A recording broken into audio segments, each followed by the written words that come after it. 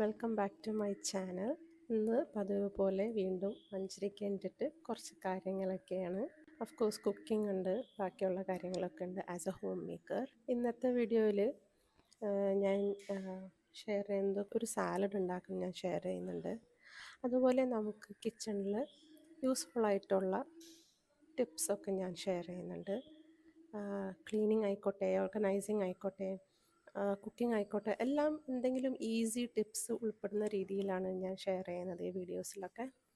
അപ്പോൾ എൻ്റെ മുന്നത്തെ വ്ളോഗിലൊക്കെ ഞാൻ പറഞ്ഞിട്ടുണ്ട്, മൂത്ത മോള് ബാംഗ്ലൂരിൽ നിന്ന് വന്നപ്പോൾ ഇൻറ്റേൺഷിപ്പിനൊക്കെ അവൾ പോയിരുന്നു. അപ്പോൾ അവൾക്ക് ഇങ്ങനെ ചോറ് കറിയൊന്നും വലിയ താല്പര്യമില്ല കൊണ്ടുപോകാനായിട്ട്. ചപ്പാത്തി കറി അങ്ങനെ എന്തെങ്കിലും, അല്ലെങ്കിൽ സാലഡ്സ്, അതൊക്കെ ഭയങ്കര ഇഷ്ടമാണ്. അപ്പം ഞാൻ അന്നത്തെ കുറച്ച് ദിവസങ്ങളൊക്കെ പല ടൈപ്പ് ഇങ്ങനെ സാലഡ്, അതായത് നമ്മുടെ വീട്ടിലുള്ള സാധനങ്ങൾ, അല്ലെങ്കിൽ നമുക്ക് ഇവിടെ അവൈലബിൾ ആയിട്ടുള്ള കുറച്ച് സാധനങ്ങളൊക്കെ ആയിട്ട് സാലഡ് ഒക്കെ ഇങ്ങനെ ഉണ്ടാക്കി കൊടുത്തയച്ചിട്ടുണ്ടായിരുന്നു. അപ്പോൾ അതിലൊരു ഐറ്റം ഇന്ന് ഞാൻ ഷെയർ ചെയ്യുന്നുണ്ട്. അപ്പോൾ നമുക്ക് ഇന്നത്തെ വീഡിയോയിലേക്ക് കിടക്കാം.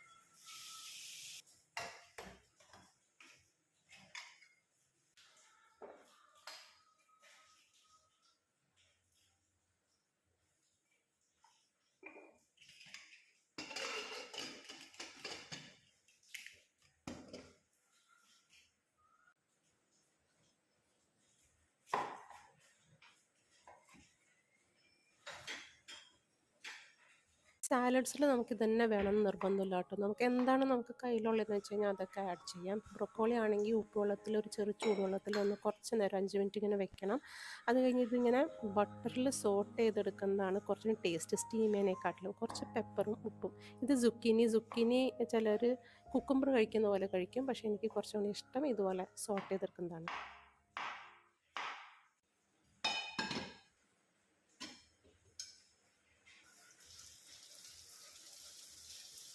കുറച്ച് ഗാർലിക് ആഡ് ചെയ്യാം, ഗാർലിക് അല്ലെങ്കിൽ ഓണിയൻസ്.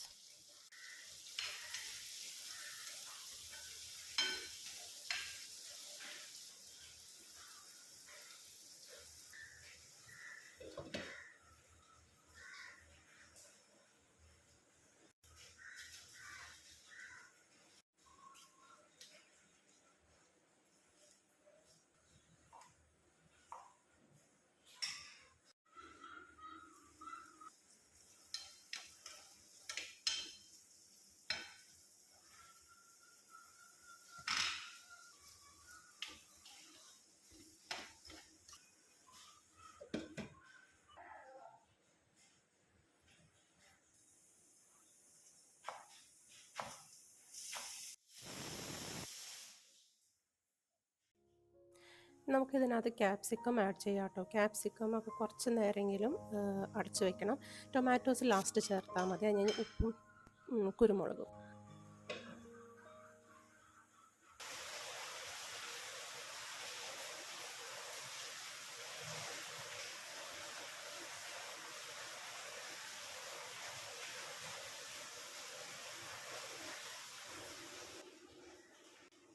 സോ നമുക്ക് ഈ സാലഡിനകത്ത് നമുക്ക് ചിക്കൻ നഗറ്റ്സ്, ഇനിയിപ്പോൾ അതല്ല വെറുതെ ബോയിൽഡ് ചിക്കൻ ബ്രസ്റ്റ് പീസസ് ആണെങ്കിൽ അങ്ങനെ ഏതായാലും കുഴപ്പമില്ല, വേണമെങ്കിൽ മഷ്റൂം ചേർക്കാം, പനീർ ഇതുപോലെ ചെയ്ത് ചേർക്കാം. അപ്പോൾ അതിൽ തന്നെ ഞാൻ സോട്ട് ചെയ്ത നമ്മൾ വെജിറ്റബിൾസ് ആഡ് ചെയ്യാണ്. ഇച്ചിരി ചൂടാറിയിട്ട് ചെയ്താലും മതി കേട്ടോ. പിന്നെ അതുപോലെ വേവിച്ച വെള്ളക്കടല, പിന്നെ നമ്മൾ ഗ്രീൻസ് ആഡ് ചെയ്യാം. പിന്നെ നമുക്ക് സ്പ്രൗട്ടഡ് ഇതുപോലെ ബീൻസ് അങ്ങനെ ഒക്കെ ആഡ് ചെയ്യാം.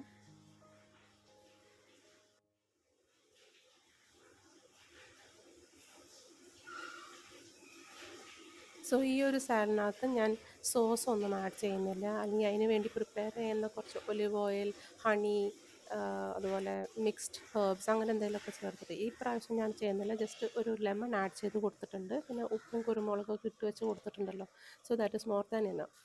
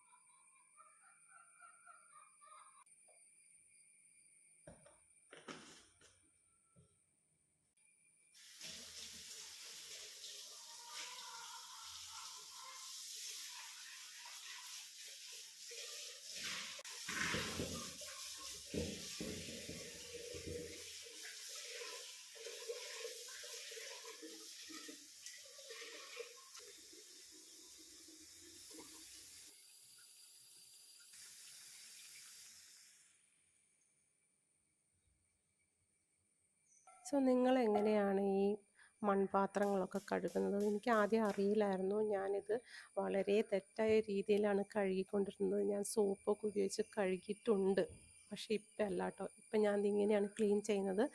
ഇത് ഡീപ്പ് ക്ലീനിങ് ആട്ടോ. നമുക്ക് കുറച്ച് സോഡ പൗഡറും അതുപോലെ വേണമെങ്കിൽ കുറച്ച് വിനെഗർ ആഡ് ചെയ്യാം, പക്ഷെ ഞാൻ ആഡ് ചെയ്യുന്നില്ല. ഇതിലിപ്പോൾ ഞാൻ വെള്ളത്തിൽ വെറുതെ സോഡപ്പൊടി അത് മാത്രമേ ചേർക്കുന്നുള്ളൂ. എന്നിട്ടൊന്ന് ചൂടാക്കി തിളപ്പിക്കും.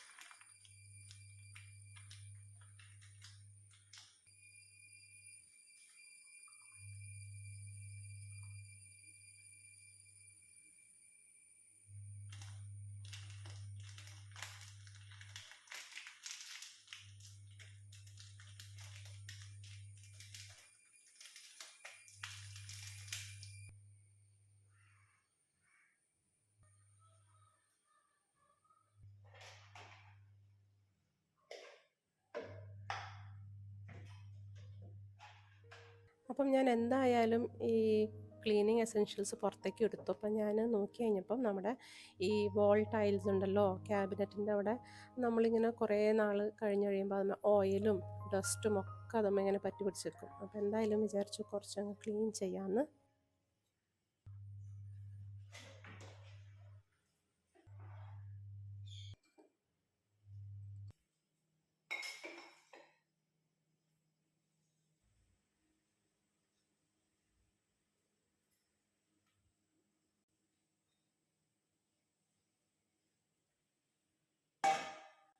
അപ്പോൾ ഇച്ചിരി ഒരു ഡീപ്പ് ക്ലീനിങ് പോലെയാണ്. അപ്പോൾ എന്തായാലും ഞാൻ സോഡപ്പൊടി പുറത്തേക്ക് എടുത്തു. അതും കുറച്ച് വെള്ളം ചേർത്തിട്ടുള്ള ലിക്വിഡ് ഡിറ്റർജൻറ്റ്, പിന്നെ വിനെഗർ, സിന്തറ്റിക് വിനെഗർ യൂസ് ചെയ്താൽ മതി കേട്ടോ ഈ ഒരു സംഭവത്തിന്. സിന്തറ്റിക് വിനെഗർ ഒരു വലിയ ബോട്ടിൽ വാങ്ങിച്ചു വെച്ചാൽ നമുക്ക് ഇങ്ങനത്തെ ക്ലീനിങ് പർപ്പസിനൊക്കെ ഉപയോഗിക്കാം.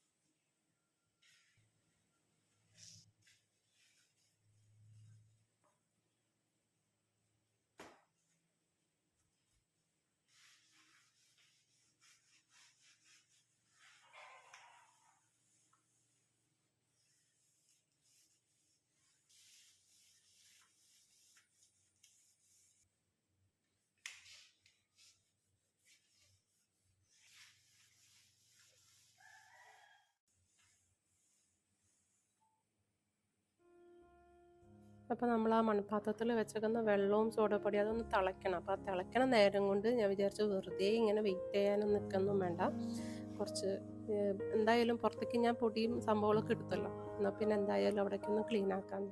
അപ്പം നമ്മൾ സമയം പാഴാക്കാതെ കാര്യങ്ങളൊക്കെ ചെയ്യാണ്.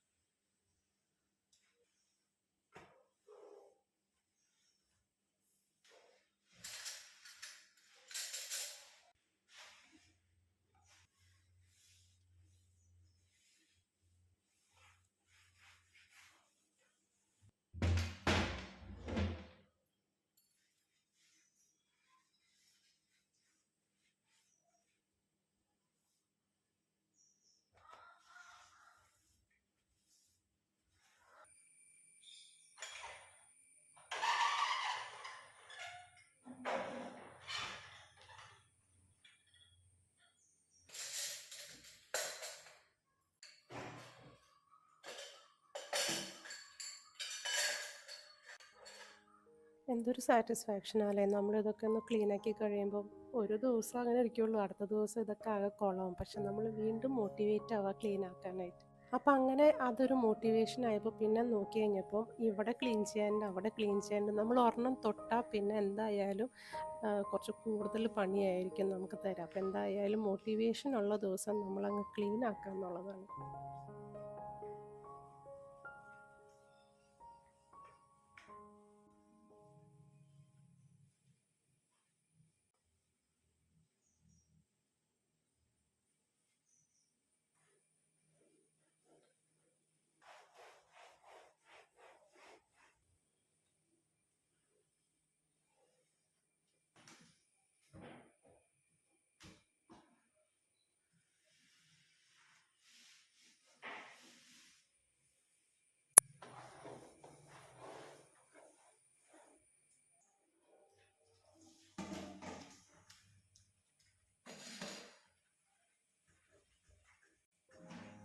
അപ്പോൾ എന്തായാലും ഡീപ്പ് ക്ലീനിങ്ങിന് വേണ്ടിയിട്ട് നമ്മളൊരു മിക്സ്ചർ ഉണ്ടാക്കിയതാണ്. അപ്പോൾ ആ മിക്സ്ചർ വെറുതെ കളയാൻ നിൽക്കണ്ട, പരമാവധി എല്ലായിടത്തും ക്ലീൻ ചെയ്യാനൊക്കെ ഉപയോഗിക്കാം.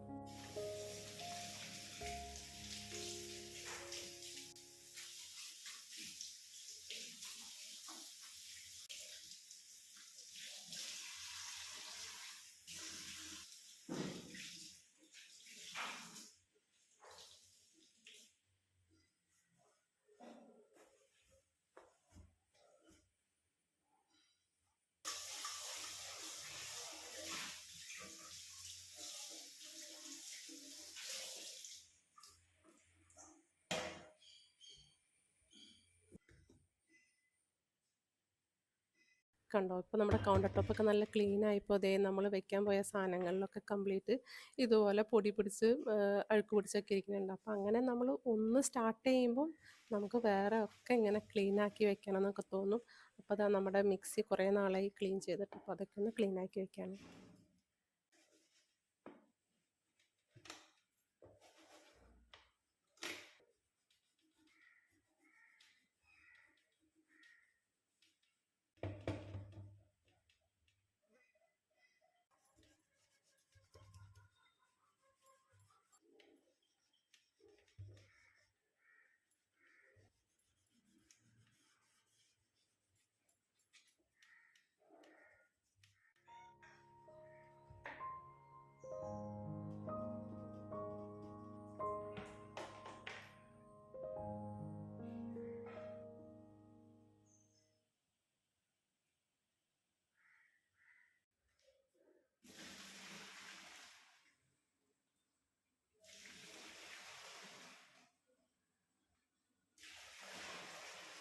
നമ്മുടെ വെള്ളമൊക്കെ നന്നായി തിളച്ചു കിട്ടും. അപ്പം നമ്മൾ ഇടയ്ക്കൊന്ന് ഇതുപോലെ ചൂടുവെള്ളം വാഷ് ബേസിനിലേക്ക് ഒഴിച്ചാൽ നല്ലതാണ്. നമ്മുടെ ഡ്രെയിനേജ് സിസ്റ്റമൊക്കെ നല്ല ക്ലീൻ ആവും. എന്തായാലും നമ്മൾ സോഡപ്പൊടിയുടെ മിക്സ്ചറൊക്കെ ഇട്ട് ക്ലീൻ ആക്കിയതാണ് വാഷ് ബേസിൻ. അപ്പോൾ ഇച്ചിരി ചൂടുവെള്ളം കൂടി ഒഴിച്ചാൽ നല്ലതും കൂടിയാണ്.